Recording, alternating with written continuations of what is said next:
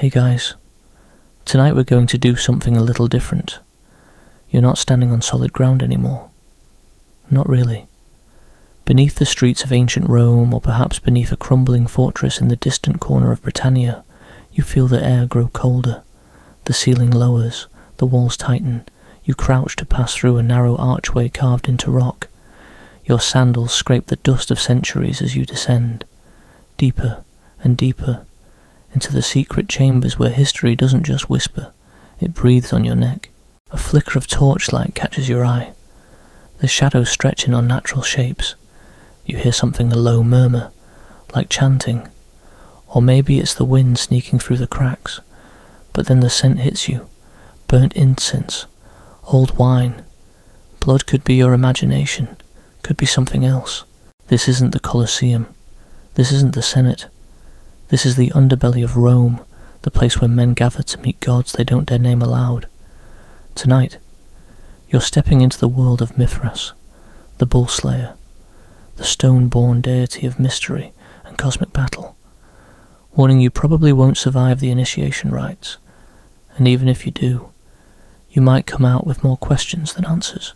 So, before you get comfortable, take a moment to like the video and subscribe, but only if you genuinely enjoy what I do here. And hey, drop your current location and time zone in the comments. I'd love to know who's crawling into history with me tonight. Now, dim the lights, maybe turn on a fan for that soft background hum, and let's ease into tonight's journey together. You crouch into a cramped, torch-lit room beneath a Roman house. Not a grand villa, but an average, square-block Roman home. The kind that blends in, because that's the whole point. No one above should know what's happening below. These underground sanctuaries called mithraea were often built in secret, or at least in silence. They're narrow, long rooms, with stone benches lining each side and a small altar at the far end. And tonight, you're not a visitor, you're a candidate. You were invited, or perhaps dragged by a friend in the Legion. The kind of friend who's always vague about what they do after nightfall. It's not a religion. They said, it's more. You thought it'd be wine and jokes. Maybe a bath instead. You're blindfolded, handed a knife you're told not to use, and shoved into a damp corridor full of strangers. The torchlight flickers again. You try to focus, but your mind's racing. What is this place? Suddenly, the chamber grows quiet. A figure steps forward, tall, robed, with the kind of calm that only comes from power or madness. He speaks in Latin, but not the clean Latin of Cicero. This is rough. Ritualistic phrases that don't make grammatical sense but feel heavy with ancient weight. Then you see it. At the end of the room, carved in stone, is a man plunging a dagger into the neck of a bull. Not a painting, not a statue, a tauroctony. These scenes are everywhere in Mithraism. The man is always Mithras. The bull is always, well, very unlucky. Around them a dog, a scorpion, a snake, a raven. Always the same, always slightly different. No one knows exactly what it means. Some say it's about the cosmos Mithras slaying the bull as a symbol of conquering Taurus in the zodiac. Others say it's agricultural life springing from death. Seasons cycling, nature renewing. Some whisper darker things, blood as sacrifice, death as birth, power through submission. But here's the thing, the ancient worshippers of Mithras, they never wrote it down. No scriptures, no holy books, just images, carvings, and silence. You feel the silence now, thick, ancient. One of the robed figures steps forward. He says you must pass through 7 trials, 7 grades of initiation. You're a Corax, now a raven. That's the lowest. Not even allowed to sit on the benches yet. You look at the others. Some wear small symbols pinned to their robes. A torch for Heliodromus, the Sunrunner. A sword for Miles, the soldier. You ask what's next, and they say nothing. The mysteries of Mithras aren't taught. They're endured. Suddenly, the torch is dim. Something cold touches your shoulder. You flinch, but no one reacts. You're being tested. A voice speaks. Do you fear the dark?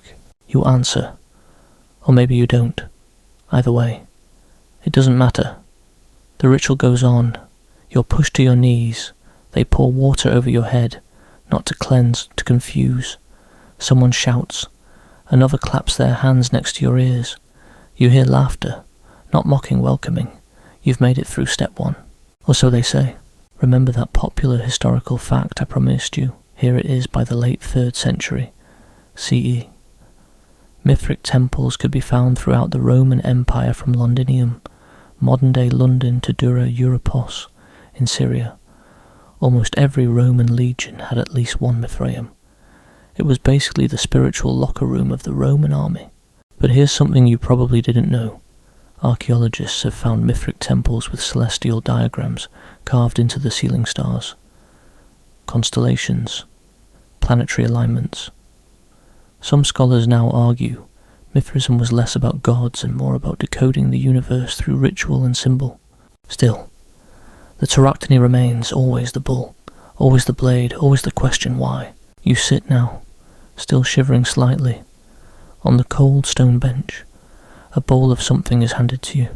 Warm, probably stew. You're not sure. You eat anyway. Everyone eats together, facing inward. No hierarchy during the feast. Just initiates. Just believers, or pretenders. They pass around wine, strong, not watered down like usual. This isn't for hydration. This is for forgetting. You try to speak to the man next to you. He just nods. Silent, respectful. Afraid maybe. Outside, the world rolls on. Emperors rise and fall. Legions march. Bread prices fluctuate wildly. But down here, in the flickering warmth of the temple, time halts. And yet, for all its secrecy, Mithraism was never illegal, not officially. It operated in the shadows not because it had to, but because it wanted to. That was part of its allure. There's a debate still ongoing among historians about whether Mithraism was a mystery religion in the same way as Eleusis or Dionysus cults, or if it was something more akin to a philosophical brotherhood. Either way, you're in it now. A horn sounds. The meal ends. The flames dim. One final rite for the evening, you're told to place your hand on a stone carved with a serpent and speak a name you do not yet understand. You hesitate. The others watch. You speak it anyway. It echoes. The room empties. You are alone. And that, my sleepless friend, is your first night with Mithras. The next time you descend, you do it willingly. Almost. Your knees still remember the cold stone. Your ribs still ache from the tightness of that first embrace, the moment you were pushed into initiation. But something in you has shifted. You're curious now. A little wary, sure, but curiosity trumps fear. The passage down smells the same.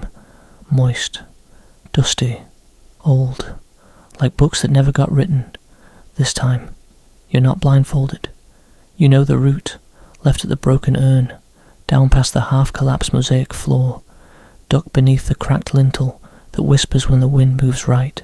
They're waiting again, not in the same formation. Tonight is different. You step into the main chamber and freeze. There, in the middle of the stone room, is a bull, real, alive, breathing heavily, eyes wide, flanks trembling in the torchlight. A man bare-chested, smeared with ochre, holds a curved knife. No one speaks.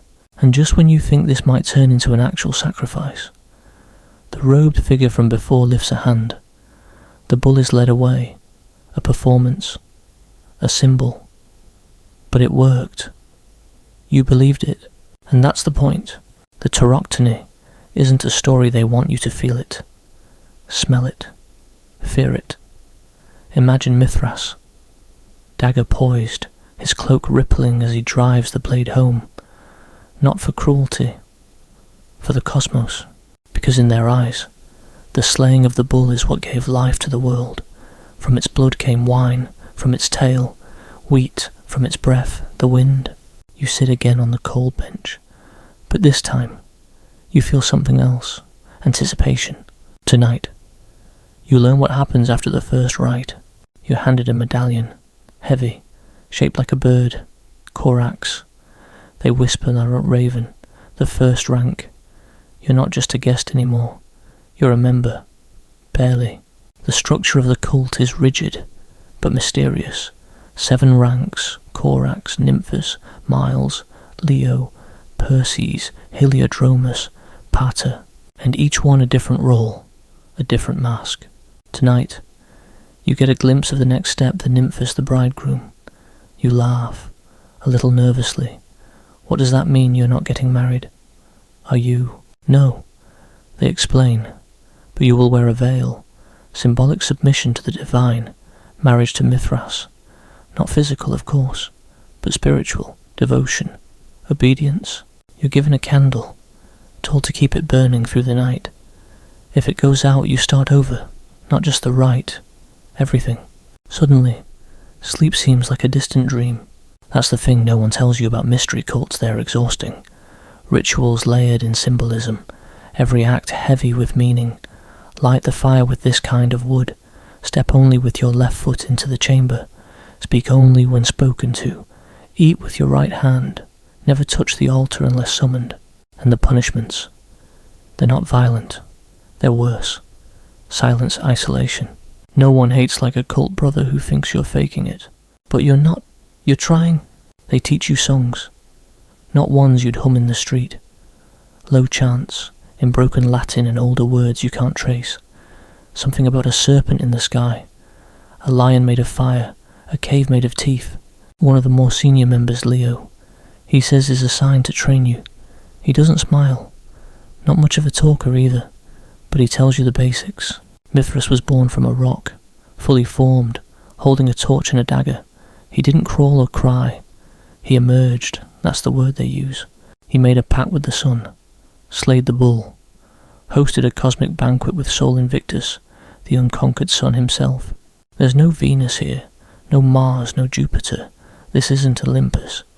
It's something colder, more mechanical. You learn that each rank corresponds to a planet. Corax with Mercury, Nymphas with Venus, Miles with Mars, and so on. But here's something only whispered. Some believe the entire cult is actually a star map. That the journey through the ranks mimics the soul's ascent through the heavens, or descent. That's still up for debate. Which brings us to tonight's little-known historical detail in the Mithraeum beneath Santa Prisca in Rome. Archaeologists found inscriptions suggesting that initiates believed their souls would ascend through planetary spheres after death, each level guided by Mithras. Kind of like ancient cosmic TSA checkpoints. Of course, not everyone agrees. Some scholars think it's just symbolic. Others think the planets represent states of inner transformation, not actual afterlife routes. And here's the kicker. Historians still argue whether Mithras was even a god in the traditional sense. Some think he was a divine idea, others, a hero. Some fringe theories even claim he was an alien. We're not going there. Yet. Back to you. You wake up. Candle still burning. You pass the test. Barely. Your lips are dry, your feet cold, but something in your chest feels lighter, like you've peeled off a layer. At the next gathering, you're allowed to sit one bench closer to the altar. Small victories. The Miles next in line wears armour during rituals. Sometimes real, sometimes just symbolic. A soldier of Mithras. You wonder how many of the actual Roman legionaries took this seriously. Probably more than you'd think. For a soldier constantly surrounded by death, famine, and bureaucracy, the idea of a secret brotherhood promising cosmic protection sounds like a pretty good deal. Plus, you got to drink wine underground. Bonus. They start teaching you about signs, symbols, the knife, the torch, the bull, the serpent. Each one has at least 3 meanings. Depending on who you ask, you stop trying to memorize them. You let the symbols wash over you. You start feeling them. You catch yourself, one day, tracing the shape of the tauroctony in the dust with your sandal. You don't even notice. You're changing. The others nod at you now, not warmly, but with a kind of distant respect. You're not just surviving. You're beginning to understand. The final act tonight is a reenactment, a mock battle between Sol and Mithras. You're asked to play Sol. You wear a golden circlet. You kneel. Mithras defeats you. You accept it. Then you feast again. Less tense this time. Still no utensils, but fewer sideways glances. The stew tastes better, or maybe you're just hungrier. They ask you riddles, no answers. That's the point. The candle is taken from you. Your medallion changed. You're no longer a raven. You're something else now. But what exactly? They don't say. That's for the next trial. You didn't think there'd be so much fire. Honestly, at this point, it's like a recurring character. Every ritual starts or ends, or sometimes both, with flames licking toward the low ceiling. Tonight, though, it feels hotter, closer, like the fire's breathing back. You're summoned without warning, a tap on the shoulder in the middle of your day. No explanation, just a nod. You leave your wine half drunk, your sandals unlaced. You know where to go. Back down the same stone steps, beneath the same cramped villa, past the same cracked wall where someone once carved a crude bull and forgot the tale. But this time, when you enter, the benches are empty, the altar is lit, and a line is painted on the ground. Welcome to the third rank, Miles the soldier. They dress you in armour, not real legionnaire armour, but close enough. It's mismatched, bits from different centuries, but heavy, purposeful, the weight of duty. They hand you a wooden sword. You notice the blade is dull, worn smooth from 100 hands, and there, etched on the hilt, a phrase obscura lucet. It shines in darkness. You're told to kneel on the lion's head. Then the questions begin. Will you follow Mithras into shadow? Will you defend your brothers in silence? Will you accept pain without reward? You say yes. You say it clearly, because that's what they want. But inside you're not sure what any of that means. Then they throw dust in your face.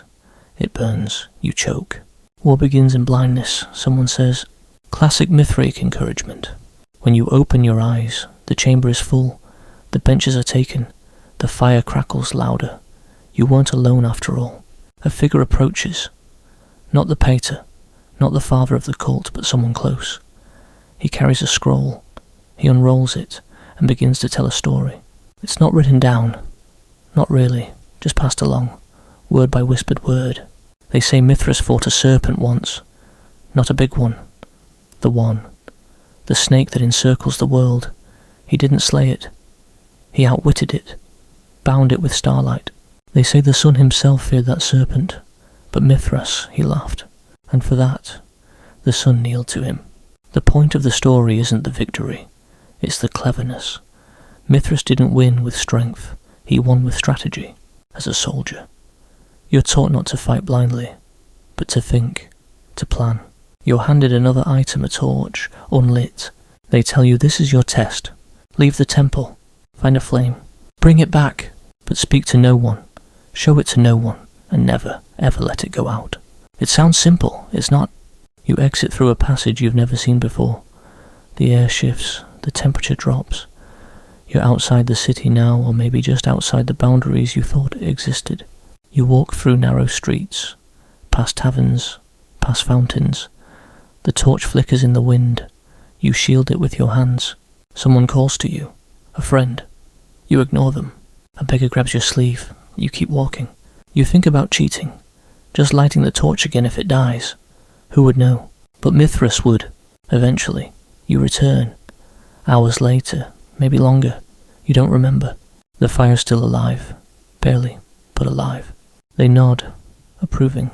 No applause, no smiles, just recognition. The torch is taken from you, placed on the altar, and then you're handed a cup. Not wine this time. Water. Cold. From a spring, they say, that runs beneath the city, untouched, ancient. You drink. It tastes like stone, and secrets. They paint your forehead with ash, a mark of passage. You've survived the soldier's path. Which brings us to our popular fact of the night Roman soldiers were crazy for Mithras. Unlike most other cults, Mithraism was almost exclusively male, and nearly all inscriptions found a link to members of the army or administrators. And here's the fun little-known detail in many mithraea. Inscriptions specifically forbid women from entering, not just participating, entering. It's unclear whether this was a strict rule or just symbolic, but it's one of the reasons the cult remained so insular. And here comes our scholarly debate of the hour. Did Mithraism compete directly with Christianity, or were they answering totally different questions? Some argue that Mithras offered salvation through knowledge and trials, Christianity, in contrast, through grace and faith, but they did share iconography Sunday worship, communal meals, resurrection themes. Still, Mithras never claimed to forgive sins. He didn't die for you. He just expected you to keep the torch lit. Back to you. You're now allowed into a different part of the temple, a side chamber, smaller, circular, in the centre of fire pit. They call it the lion's den, not metaphorically. This is the realm of the Leo, the next rank. You watch one of them perform a rite. He throws a mixture of resin, herbs, and some kind of powder into the fire. It flashes green, then purple. He breathes in the smoke, holds it, exhales through his teeth. No one says anything. Later, someone explains Leo is the guardian of fire, of passion, of transformation. He doesn't control it, he becomes it. You're told to meditate here, alone, for hours. No tasks and no questions, just you, the fire, and whatever thoughts refuse to leave. At first, it's boring. Your mind wanders. You think about dinner, the smell of fresh bread from the market, but then the fire starts whispering, not literally, but close. Memories and regrets, moments you thought forgotten, they rise like smoke. You don't push them away. You let them burn. When they come back, you're still seated, still silent, but something has shifted. No new medallion this time, no rank announced. Just a nod, and a phrase the lion waits in stillness before it roars. You don't know what it means, yet, but you're starting to realize something. The deeper you go, the less you understand. And that's exactly the point. You wake up before dawn, not because someone calls you, not because of ritual, just because the air is heavy, the sky outside the small window grey. Still, you feel it in your chest, like pressure before a storm. You don't know why, but your body knows today is different. When you arrive, the temple is already alive. Torches burn low, incense curls upward in thin strands. There's chanting not loud, but steady. You follow it down through the main chamber, past the altar, deeper than you've gone before. A doorway stands open. You've never noticed it, or maybe it was never meant for you until now. You step into a round chamber lit only by firelight from a bowl in the centre. Around the walls 7 niches, each holding a different object.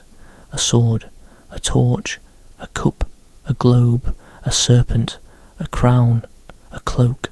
One of the elders cloaked, but without the usual stiffness turns and gestures for you to sit. He speaks not to the room, but directly to you. You are ready for the trial of Perses. The Persian, not the ethnicity. You're told, the archetype, the keeper of sacred knowledge, interpreter of mystery. This is not a rank of power, it is one of questions. And so, your task begins 1 question a night, for 7 nights, asked by different members, no right answer, only the truth you can offer. Night 1. A Leo sits across from you, his eyes closed. Then he asks, "What is the difference between silence and secrecy?" You stammer. Something about intention, about whether you're protecting others or hiding yourself. He nods, not with approval, just acknowledgement. Night 2. A Heliodromus approaches gold-painted fingertips, sun symbol on his chest. What burns brighter, revelation or ignorance? You almost say revelation, but stop. Think. Isn't ignorance more comfortable, easier to carry? Your answer. Revelation burns longer, but ignorance burns cleaner. He smiles. First time you've seen one of them do that. Night 3. The pater appears, yes. The pater, the father of the temple. White cloak, face half-shadowed. His question is simple, cruel in its own way. What would you give up to keep what you already have? You don't answer out loud, not this time. You just sit, think. Eventually, he nods, walks away. No one speaks of that night again. Each question leaves a mark, not a visible one, but somewhere behind your ribs. Things start to shift. The world looks less sharp, less defined.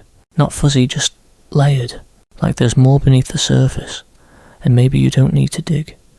Maybe it's okay to just know it's there. On the 7th night, they lead you to a basin, filled with dark water. They say it's from a well that hasn't seen sunlight in 200 years. You kneel. They don't ask a question this time. They hand you a cup. You drink. It's cold, bitter, but strangely invigorating. Then they say the words "Persis esci videt in tenebris." The Persian is he who sees in darkness. And now, you do. Not literally. You're still squinting in the dark like the rest of us. But inwardly, this clarity, not of facts, but of patterns, shapes. You start to understand why no one explains anything here. The knowledge isn't taught, it's caught. Like a glimpse in a mirror. A shadow you realise is your own. And now, for your fun Roman fact of the night, the title Perses may have referred to the ancient belief that Persia was a land of mystics and magi. In Roman thought, Persian sages were keepers of arcane wisdom, astronomy, rituals, mysteries of life and death. That's probably why this rank is named after them. Not because of blood, but because of reputation. Here's the little-known detail. Some inscriptions in Mithraea suggest that Perses may have been the true interpreters of the cult's secrets, the ones who explained the tauroctony to others in private. Even though no one explained it out loud in the rituals and the scholarly debate. Oh, it's juicy. Some historians argue the Persian rank was added later, an invention of Roman imagination, not original to the cult's roots. Others claim it was always there, just never highlighted because of its esoteric role. Either way, the implications are clear. This isn't about imitation, it's about transformation. You return to the temple on the 8th night, not expecting anything, just drawn. The chamber is empty, except for one figure, seated by the altar. He turns. It's the man who first blindfolded you. Do you remember what you said? Your first night, he asks. You don't. He smiles. Good. It wasn't important. He stands, walks to the centre, hands you a new medallion. This one shaped like a stylized flame. You're no longer Perses. You're moving toward Heliodromus, the Sunrunner. But that's not tonight. Tonight, you sleep, and for the first time in weeks, you dream of light, not fire, not torches, but a sunrise. Slow, warm. You're not sure if it's coming toward you, or if you're moving toward it. Either way, you feel ready. It's almost funny. In a cosmic sort of way. You've spent weeks crawling through darkness, clinging to torches and oil lamps, squinting at symbols carved under centuries of soot. And now, just as your eyes have adjusted to the dark, they ask you to become a vessel of light. Welcome to Heliodromus the Sunrunner. They don't call you that out loud. No name tags, no embroidered robes. But there's a change in how they look at you now. A flicker of deference, a step aside when you enter the chamber. It's subtle. Respect without ceremony. You're told that this is the final rank before Pater, the next to last rung of the invisible ladder you've been climbing. You've gone from raven to bridegroom, from soldier to lion, from Persian to this, the companion of the sun. But before you can rise, they say, you must first learn to fall. It begins with a fast, 3 days, no food, water only, and only what the temple provides. You sit in silence in a room no bigger than a grave. There's a tiny hole in the ceiling that lets in a single beam of sunlight around noon. That beam becomes your clock, your prayer, your reminder. And on the 3rd day, when the beam doesn't appear, clouds, perhaps, or something else, you begin to feel it. The absence, not just of food or light, but of assurance. The Heliodromus isn't about knowledge or strength. It's about surrender. They come for you at midnight. No words, just hands guiding you, lifting you, cloaking you in a robe you cannot see. You're led back into the temple, but the torches are gone. No fire this time, only the memory of it. You're told to lie down, arms outstretched, face up. You do. And then the questions begin again. Do you know the sun? You whisper yes. What is its shape? A circle. What is its path? Endless. What is its silence? You hesitate. That one catches you. Then you answer the silence of watching without speaking.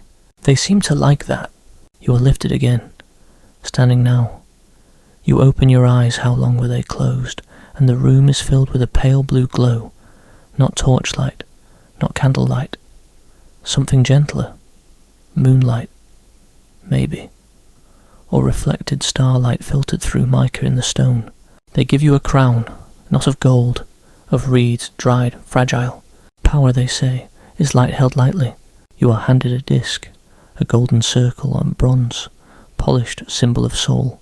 And now comes your right, not of endurance, not of questions, of movement. You are to walk the perimeter of the chamber, slowly, methodically, 7 times, with each round. You name a truth, not aloud just to yourself. Truths you've learned, truths you've buried, truths you're still afraid of. And by the 7th round, your steps are lighter, your breath steadier, your crown has begun to fall, but you don't fix it. That's part of the test. Let it fall, let go. They meet you in the centre. No one speaks. A hand on your shoulder, a nod. Then the food comes, not stew, not dry bread, fruits, cheese, cold sweet wine. The feast of the sun. They tell you that in the highest Mithric myth, Mithras and Sul share a meal, sit side by side, look upward, and from that moment, time begins, or ends. Historians are still unsure. Which brings us to tonight's well-known historical tidbit. Sul Invictus, the unconquered sun, was a major Roman deity, especially under emperors like Aurelian. By the late 3rd century, Sul was essentially the mascot of Roman imperial power. Now here's the little-known wrinkle: Mithras and Sul weren't competitors in most depictions. They're allies, even equals. Mithras isn't just a servant of the sun, he's a companion. Some carvings even show Mithras and Sul shaking hands, sharing wine, exchanging cloaks. So then the debated historical mystery was Mithras, just another version of Sol, or a separate god entirely. Scholars argue a lot. Some say Mithras is just a Persian-flavoured avatar of Sul. Others say he's something older, wiser, alien to Roman theology entirely. But to the Heliodromus it doesn't matter. The lesson isn't about identity, it's about relationship. Son and man, God and brother, self and shadow. You're told that the Heliodromus walks both above and below, a guide between the worlds, and that your job now is not to know, but to carry. Like doubt, hope. You're given a final task to lead a newcomer. You return to the entrance. Wait.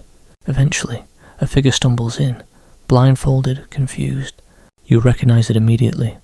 The scent of dust, the shuffle of unsure steps. It's you, months ago. You place your hand on their shoulder, say nothing, guide them forward, and as you do, something clicks, a circle closes. The cult isn't about power or salvation, it's about continuity. Flame passed hand to hand, one raven to another. You return to your seat, where the medallion shaped like a sunburst, and eat the last of the fruit. Your crown is now ashes. You sweep them into a ball and sleep.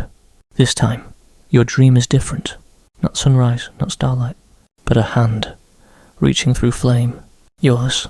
There's a phrase they repeat often now, more often than you'd like. The Father sees without seeing. They don't explain it.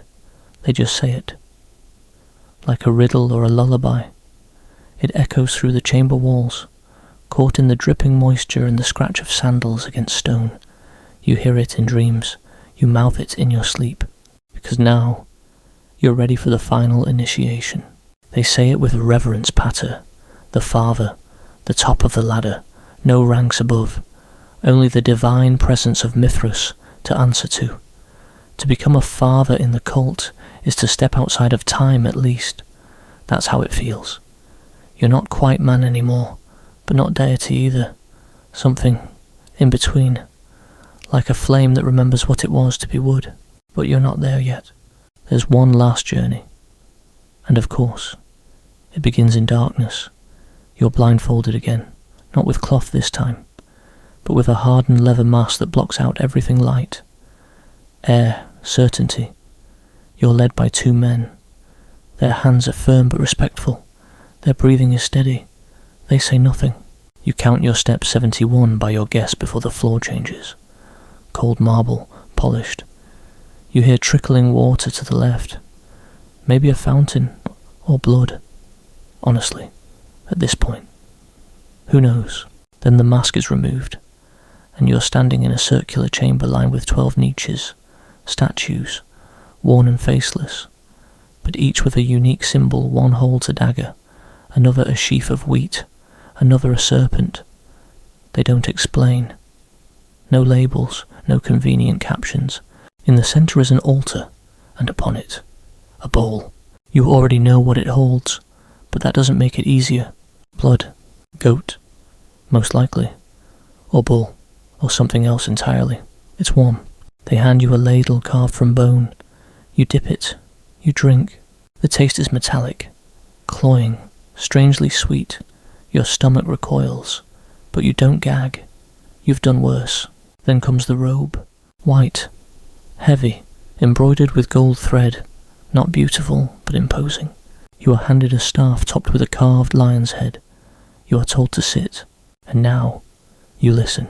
The voices begin one by one, all around you reciting ancient tales of the cosmos, of the binding of the bull, of fire stolen from the stars, of the 7 gates of the soul. You don't recognize all the words. Some are in Latin, some in Greek, a few in languages you can't even guess. But you feel them. They vibrate in your bones. They twist in your gut. They settle in your chest like coals under ash. And then the floor beneath you begins to shift. No, you're not hallucinating. The platform is actually moving, rotating, like the heavens. The 12 niches blur past you, and it begins to feel like you're in the centre of the universe, all things orbiting you. Or maybe you're orbiting them. And now comes the test of silence. You are left alone. For how long, impossible to know. No light, no voice, no sound but the occasional creak of old stone or the distant drip of moisture. It could be minutes, hours, days. This is where many break. They later tell you, but you don't. You breathe. You remember the crown of reeds, the beam of sunlight, the taste of honeyed wine. You remember being the raven, watching a torch flicker in the wind. And eventually, the light returns, not sunlight, firelight, soft, golden. You're no longer alone. They stand before you, the other patres, 9 of them, robed, masked, silent. They ask you one question. What is the name of the hidden god? You answer, I do not know. And they nod. Correct? Because to become pater is not to possess knowledge. It is to accept mystery. You are welcomed without applause. No trumpets, no chorus, just a placing of a hand on your shoulder, and the offering of a new medallion, a circle within a triangle, within a square, everything contained. You are father now. The next night, they bring in 3 initiates, young, trembling, masked. You lead them down the corridor. You show them how to breathe, how to kneel, how to wait. One of them whispers, will it hurt? You say, yes, but it's worth it. And for the first time, you realize you believe it. Now let's pause here for a moment, because it's time for your one neat historical fact in the upper echelons of the Mithraic cult. Patres were often Roman officials or wealthy elite. Unlike other mystery religions, Mithraism had a strong connection with Roman military command structures. Some speculate it was a boys' club for the ruling class, a way to reinforce loyalty through shared secrecy. Now for the quirky. Lesser-known detail, Mithraic temples often included mechanical elements, levers, trapdoors, even hidden sun lamps used to simulate divine presence during rituals. Imagine being an initiate, seeing a statue of Mithras suddenly light up from within and thinking, yup, definitely magic. And here's the ongoing academic debate. Was Mithraism a true religion, or just an elaborate, elite-only philosophical fraternity? Some scholars argue it lacked doctrine or scripture, and thus shouldn't be called a religion in the traditional sense. Others believe its layers of ritual, iconography, and moral framework suggest a fully developed belief system, though you don't need the answer. You just hand the mask to the next candidate. You nod to the torchbearer. You step aside as they begin their path. because you're no longer seeking, you're guiding, or night.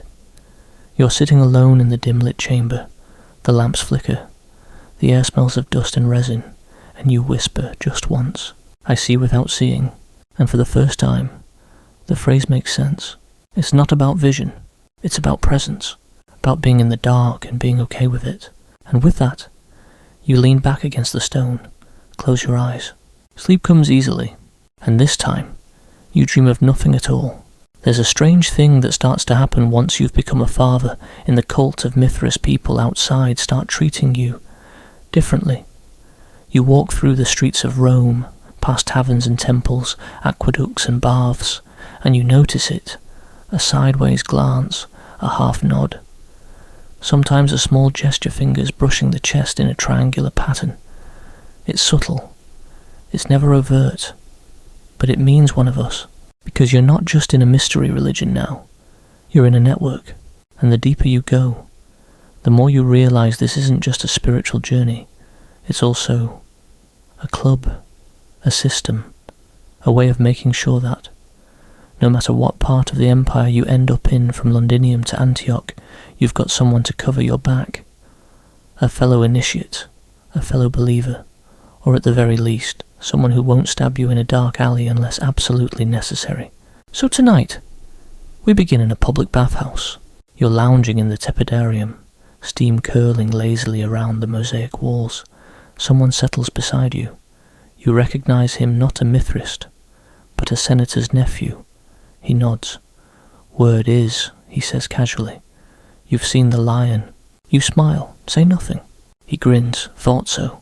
He doesn't ask you what it means. He knows he's not allowed. That's the beauty of it, the power of implication. Everyone wants to know. That's half the seduction. You dry off, head out into the night, and waiting for you in the alley behind the bathhouse is a courier, sweating under his cloak. He presses a scroll into your palm. No seal, just a small emblem on the wax, a dagger crossed with a crescent moon. It's from another parter, one you've never met, asking for assistance. The message is brief. There's a temple in trouble, in Gaul. Come alone. You don't hesitate. 3 weeks later, you're standing in the foothills of the Pyrenees, outside a crumbling villa. The locals glare at you. Something's happened here, something sour in the air. The local governor was murdered, blamed on bandits. But you've seen this before. It's what happens when secrets are mishandled. When a lower rank initiate breaks protocol, when someone talks inside the villa, you find it beneath a trapdoor, down a spiral of stone, the Mithraeum, or what's left of it. The tauroctony is shattered. The ceiling has collapsed in one corner. Blood stains the altar, old, dried, but not forgotten. One of the acolytes survived, a young man, barely 19. He's curled in a corner, eyes wide, murmuring phrases from the 3rd grade. He won't speak of what happened except to say, he tried to bring it up, to the surface, the god. He tried to summon the god. You exhale slowly. You know this story. It happens every few years. Someone new, too ambitious, too eager, tries to make Mithras literal, tries to manifest him like a genie in a lamp. But Mithras isn't meant to be conjured. He's a symbol, a force, a cosmic idea. You help clean the space, rebuild what you can, leave offerings, and you remind the young survivor, this isn't a path to power, it's a path to patience. Before you leave, you give him your lion medallion. You've earned it. You say, just don't try to climb too fast. He nods, and this time, there's light in his eyes. And here's your historical fact for tonight. Unlike many cults of the ancient world, Mithraism had no public festivals, no parades, no civic celebrations. It was entirely private secret, even to Rome itself. That's part of why so little written record survives. It was a religion of whispers. As for your little known detail, some mithraea had sound channels built into the walls, tiny tubes that would carry the sound of chants and whispers throughout the space. Imagine sitting in a silent chamber and hearing a voice snake through the air like wind. The lion sees you. Sleep tight. And for tonight's academic debate, did the cult of Mithras pose a threat to Christianity? Some scholars argue it was a major competitor in the early centuries, CE similar rites of passage, a dying and rising figure, even a sacred meal. But others believe Mithraism was too exclusive, too male-focused, and too esoteric to ever challenge Christianity's populist appeal. Still, you wonder, because here's the thing, even though the cult never became dominant, it left marks, symbols, structures, silent shadows under cathedrals and in forgotten caves. You return to Rome weeks later, back to your temple. The torchbearers greet you with low bows. Someone has painted the Tauroctony anew, brighter, bolder. You pass through the 7 gates, feeling each one hum in your chest. And when you reach the altar, there's something waiting for you, a stone tablet, freshly carved. It says, "Simply the pater returns." You smile, because you're not just part of a brotherhood anymore. You are the thread that weaves them together. It's just before sunrise when you receive the next summons. You're deep in a dream, adrift on a boat in an endless subterranean river when a knock pulls you up from the current. Not a knock like someone wants tea. No, this is 3 sharp raps in the pattern. All Mithric paters know the rhythm of the lion's breath. You roll out of your cot. You don't bother with shoes, just a cloak. The air is cool, damp, the kind of early morning cold that settles behind your teeth. At the threshold stands a man you've never seen, bronze clasp at his shoulder, a scar across one eye. His voice is like dust. You're needed in Ephesus, and just like that, you're on the move again. The journey across the empire is long through forests that groan under the weight of snow, past villages where no one speaks Latin, only local dialects. You trade stories at way stations, sleep in straw lofts, dodge Roman tax collectors who seem far too curious about the weight of your satchel. You never say the word Mithras aloud, not once, but the lion insignia at your belt speaks for you, when you flash it discreetly at the port of Neapolis. The harbour master suddenly remembers there's room for one more on a merchant ship bound for Asia Minor. Ephesus rises ahead like a dream-made stone. Columns glitter with salt. The library of Celsus stands like a grand reliquary, whispering secrets of gods and men alike. You take in the scents, spice, ash, sweat. It smells like transition, like the edge of something. But you're not here to sightsee. The message had been urgent. The Tauroctony is cracking. At first, you think it's metaphorical, a poetic way to say the temple's falling apart. But when you descend into the Mithraeum beneath the temple of Serapis, you see it for yourself. The carving is literally cracking. The image of Mithras slaying the bull central to every Mithraeum across the empire is split down the middle. A jagged fault line from the god's arm to the bull's eye. It's not natural. Stone doesn't crack like that. The other paters are already gathered. 5 of them. Older men. A few younger lions. They don't bow. They nod. Equals. You sit in a semicircle around a flame. No one speaks for a while. Then the eldest one mutters. Something is changing. The signs have been shifting. You know what he means. You've felt it. The dreams are darker now. The rite's colder. The oil never quite lights on the first try. It's subtle, but it's everywhere. One pater, a Gaul with a silver beard and voice like honey, leans in. There's talk, he says, that the god grows restless. You raise a brow, restless. He shrugs, ignored, or maybe being replaced. The words hang in the chamber, because you all know what he means. Christianity, it's spreading. Not just in poor quarters and among women or slaves, no. It's getting traction in the military, in the Senate, even whispers in the emperor's court. A god who died and rose again, whose followers drink his blood and eat his body. Sound familiar? You all feel it. Mithras may be eternal, but his grip is not. Later that night, you find yourself alone in the temple, candle in hand. You trace your fingers over the crack in the Tauroctony. You don't pray. You don't need to. Mithras doesn't demand supplication. He demands understanding. And in that moment, you realize this is a test. a test not of faith, but of function, of adaptation. So, you call the others, and in the days that follow, you do something radical. You rewrite part of the ritual, just a fragment, a single line, where once you said, Mithras, slayer of the bull, bringer of stars, you now say, Mithras, guardian of the gate, watcher beyond stars. It's subtle, almost imperceptible, but in the stillness that follows the new rite, something shifts. The next fire lights on the first try. Here's your historical fact for tonight. While we think of religions in the ancient world as fixed, many were astonishingly fluid. Rites evolved, myths were edited, deities merged or split depending on local need. The cult of Mithras wasn't frozen in time, it was alive, bending like a reed to survive the storm. As for tonight's unusual detail, in one Mithraeum, found beneath a Roman fort in Germany, archaeologists uncovered a lead curse tablet inscribed with the names of soldiers who had failed the trial. The text doesn't say what the trial was, but it ends with, "Let the lion eat their shame." Cheery stuff. And the academic debate of the hour was the cult of Mithras, a reaction to Roman militarism, or a spiritual answer to it. Some argue the ranks and trials mimic the hierarchy of legions, offering soldiers purpose.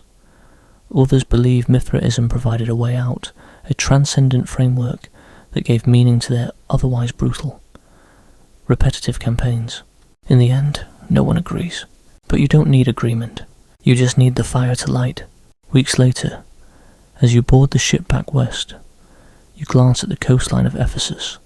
Somewhere beneath those marble columns, a cracked carving still stands, and though the empire shifts and winds change, the lion still breathes in the dark.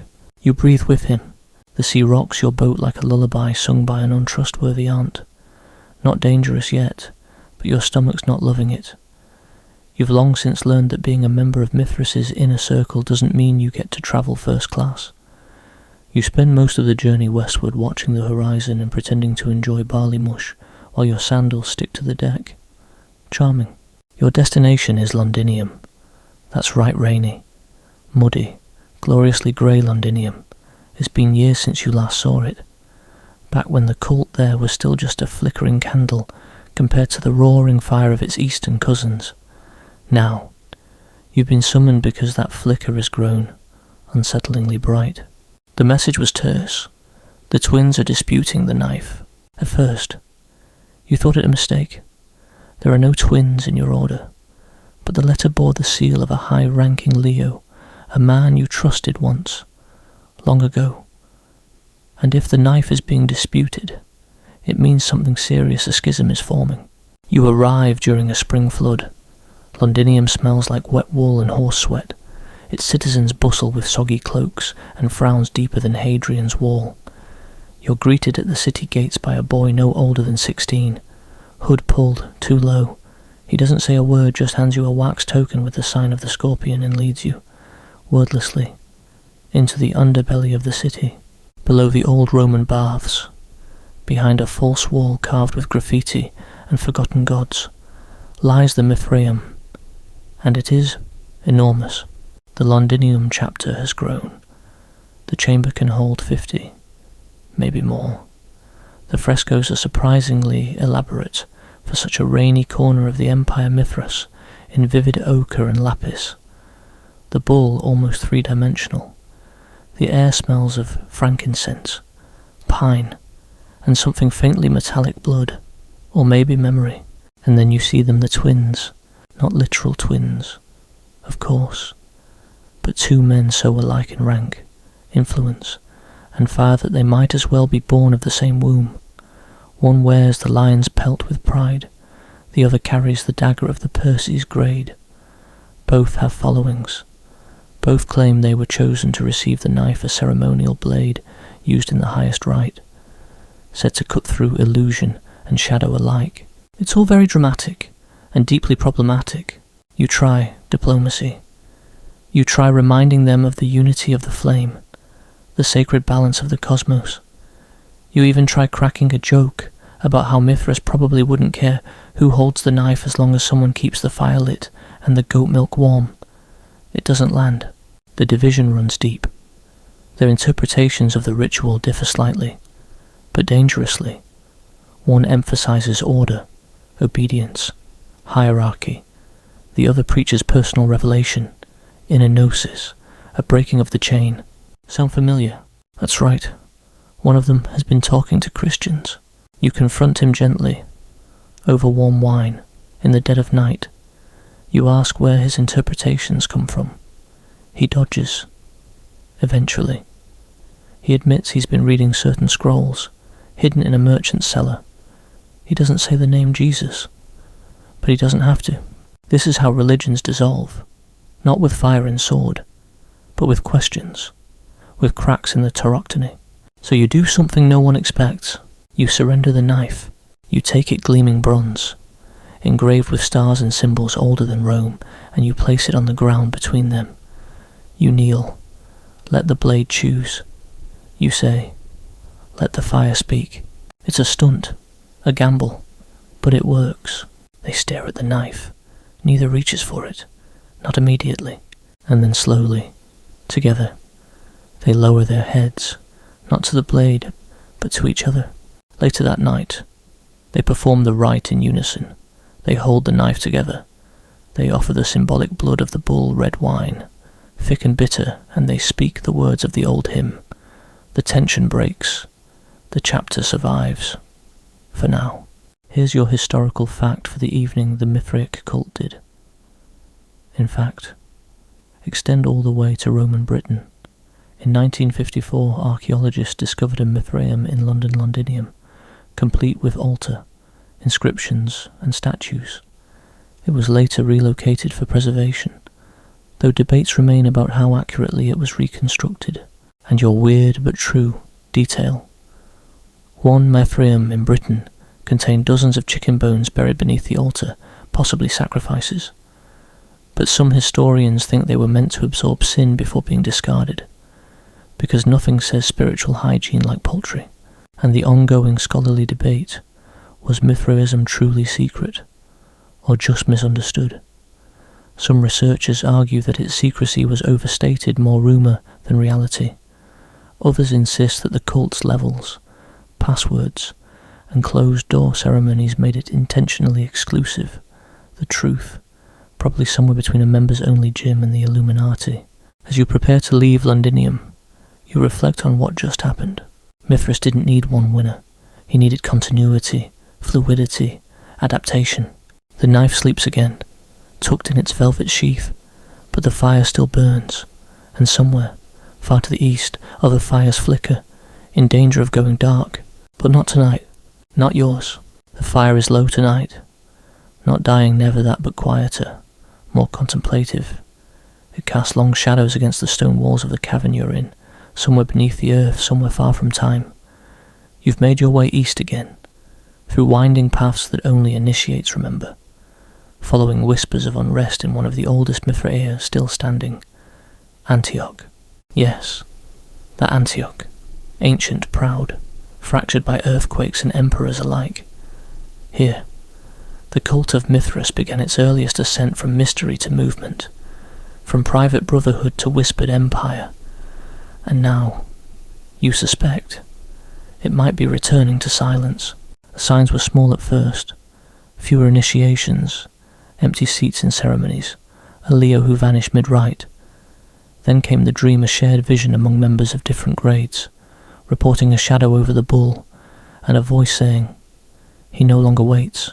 You arrive beneath the basilica at night. The stars are unfamiliar this far east, sharper somehow, like pinpricks in silk. You move through the narrow corridors, each step echoing the footfalls of centuries. You reach the chamber once glorious, now crumbling. The altar is intact, the fresco damaged. Mithras's eyes are gone, chipped away by either time or someone's deliberate hand. His hands still grip the bull, but they no longer seem triumphant. They seem tired. You're greeted by a man called Ardashir. He's not of the Roman order, he's Persian.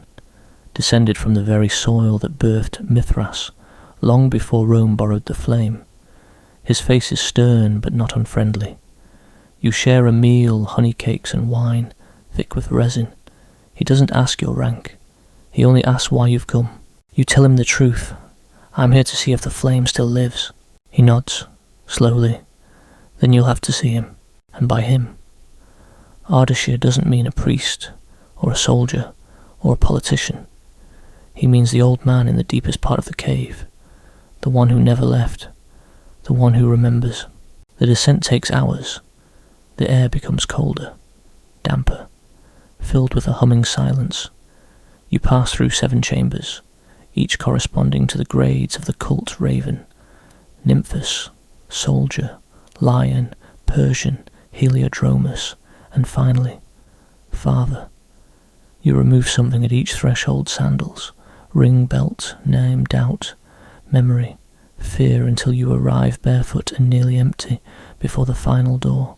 Inside sits a man who might once have been beautiful. His beard is silver, his eyes sunken, his robe stitched with constellations in fading thread. He greets you without words. Instead, he gestures to the floor beside him. You sit, you breathe. Then he begins. He speaks not of doctrines or rituals, but of stars. He tells you how Mithras is a map, not a man, not a god, but a map of the heavens, a guide for the soul. The bull is Taurus, the scorpion, Scorpio, the lion, Leo, the dog, the serpent, the cup, all constellations, the sacrifice and eternal cycle, death. Yes, but also rebirth, and that's the secret no one likes to hear. The bull must die, over and over. The cult cannot remain unchanged, or it becomes parody. The fire must move. You ask him why the cult is fading. He smiles, wrinkled and quiet. Because its work is done. You protest. You list the temples, the brothers, the rites, the oaths. You speak of the knife, the dream, the flame, and you speak of unity and of belief. He places a hand on your shoulder, and it's like touching ash and sunlight at once. Then light the fire again, but call it by another name. That night, you return to the surface. The stars are brighter. You feel hollowed out but not lost. The flame within you still burns, but it no longer looks like Mithras. It looks like movement, like meaning, like you. Here's your historical fact for the final time tonight. By the late 4th century CE, the cult of Mithras had nearly vanished from the Roman world. It left no sacred text, no lasting hierarchy. But it deeply influenced other movements. Its emphasis on initiation, rebirth, and cosmic symbolism echoes through later esoteric traditions. And your strange but true detail. One Roman Mithraeum contains graffiti scratched in Latin by a bored initiate that translates to "the lion snores." The raven steals food, apparently. Even in ancient mystery cults, someone always had a sense of humour. And the final ongoing academic debate: was Mithras ever truly Roman? Or did the cult always remain something borrowed foreign, half understood and half rejected? Some scholars argue the Roman version of Mithras was a sanitized copy of Persian ideas, stripped of their cultural context. Others believe the Roman Mithras became something entirely new, Roman through and through. Perhaps both are true, perhaps neither. You walk away from Antioch with the stars behind you, no longer a mere initiate, not a priest, not a sage, just someone who remembers. And maybe that's enough. You lie back, finally still. The earth no longer shifts beneath your feet.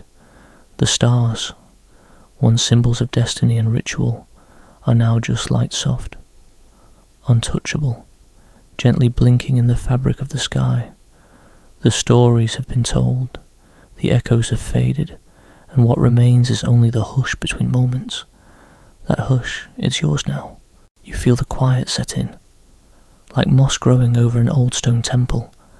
It doesn't erase what's beneath it, protects it, preserves it. You can still feel the weight of the 7 grades you passed through.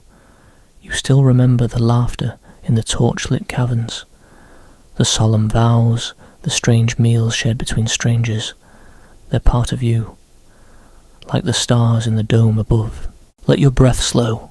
The flames you carried no longer need to blaze. It's enough that they glow, somewhere deep inside you. Mithras. Mystery. Memory, it's all woven into your bloodstream now, like the constellations once stitched on that old man's robe. You don't need to prove anything.